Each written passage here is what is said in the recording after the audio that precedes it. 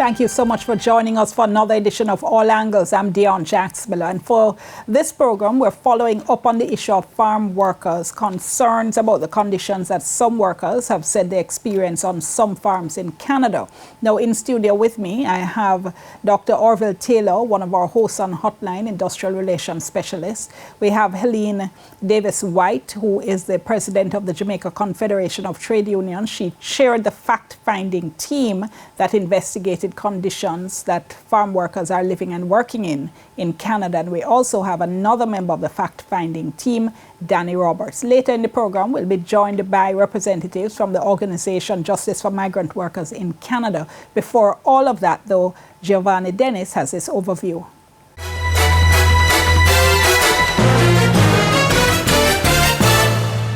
The fact-finding investigation into the Jamaican farm work program came out of a series of complaints about poor living and working conditions on some Canadian farms.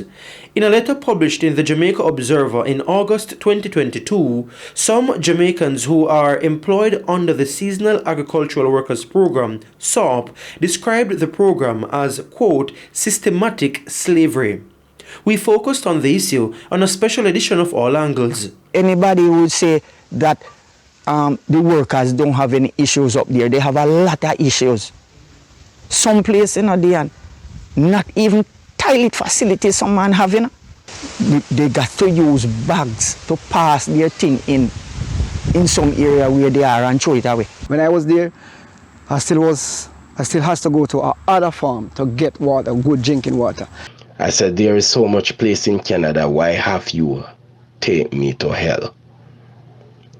So the moment I pulled the door and went into this place is like a hut. Labour Minister Carl Samuda denied there was a problem, saying he toured 9 farms and found working conditions to be, quote, excellent.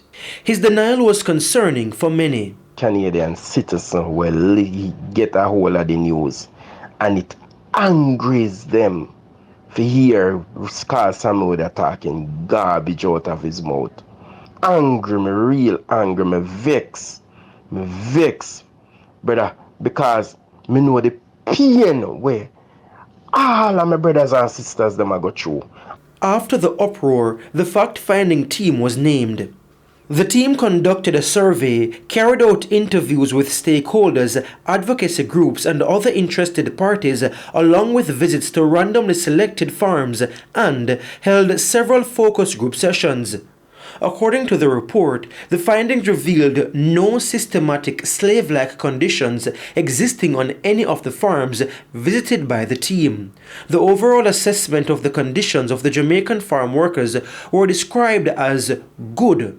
However, the team discovered pockets of poor labor and industrial relations conditions, particularly in provinces outside of Ontario.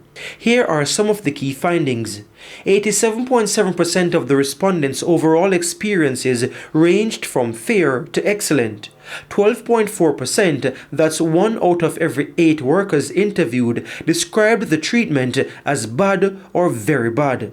28.9% of women, nearly 30%, said their experience was bad or very bad compared to 10.6% of the men. Insufficient hours, short contract, bad treatment from farmers, bad housing, and working conditions were some of the reasons given. Another complaint of the farm workers has been the inadequacy of the liaison service.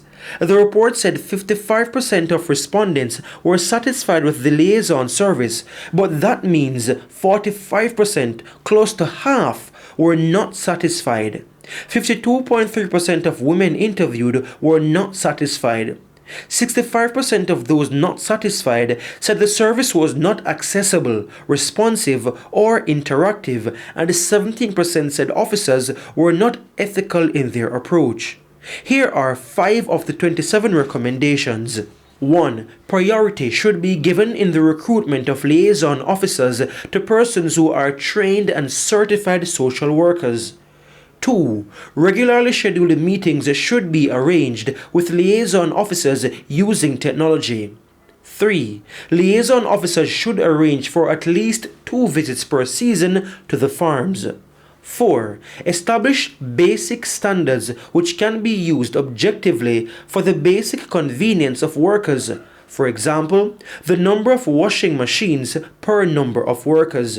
Establish a system of ranking farms based on their compliance with established regulations and standards. Only farms with an acceptable or favorable ranking be allowed to participate in the program.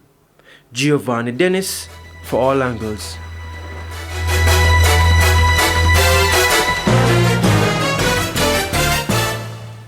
And thank you so much, Giovanni. Okay, so let me go to one of those key findings. Just before I bring in Dr. Taylor, I just have one or two questions I'd love to ask in terms of those major conclusions. So, Mrs. Davis-White, when the team found that 1 in 8 of the workers said the experience was bad or very bad, what did that say to you about the concerns that had been expressed?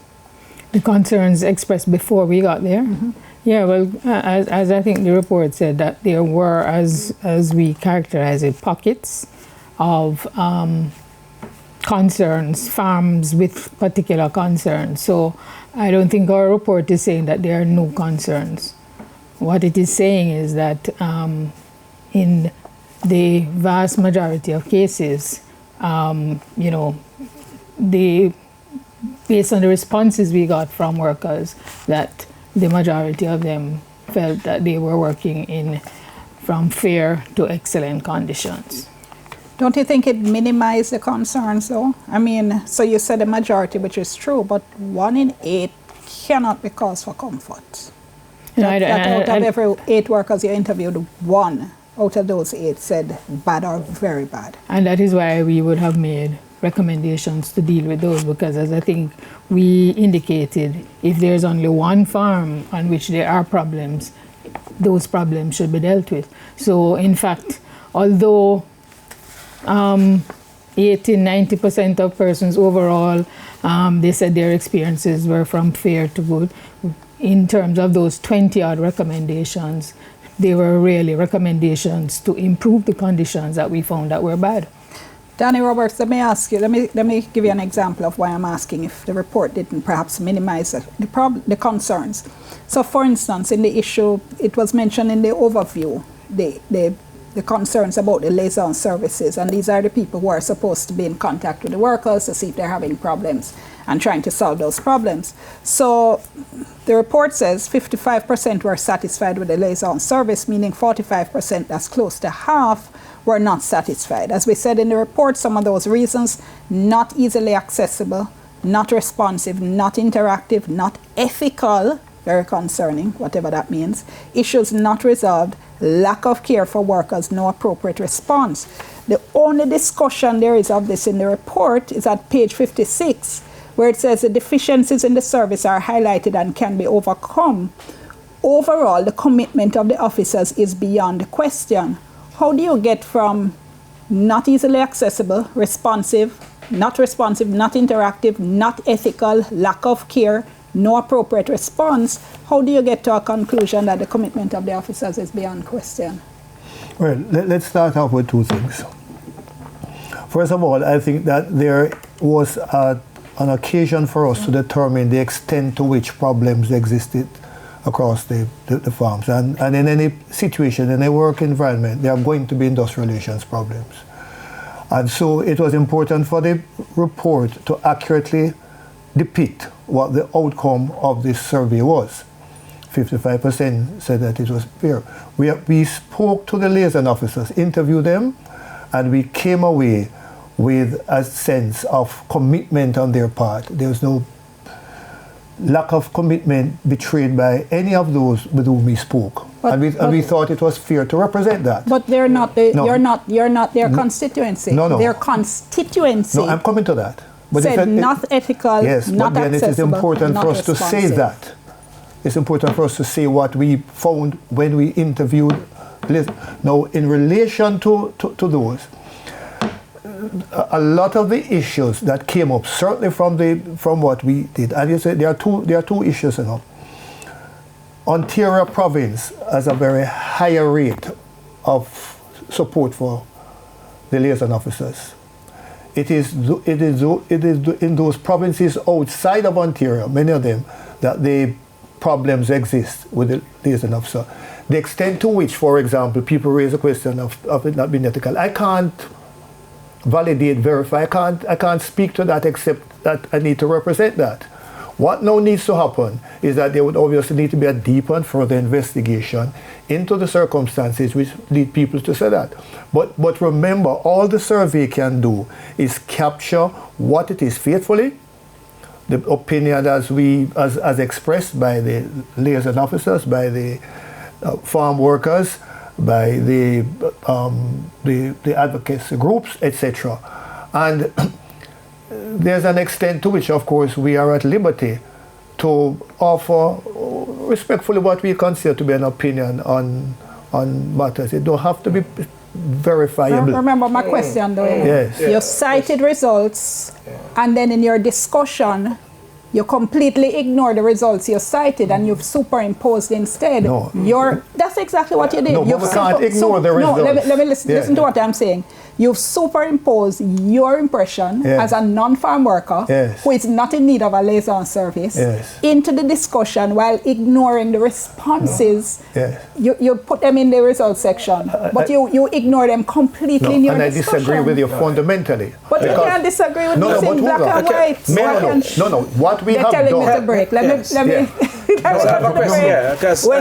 we come back, I'll bring in Orville Taylor and then we'll continue with this. Remember, our hashtag is TVJ, all angles will soon come.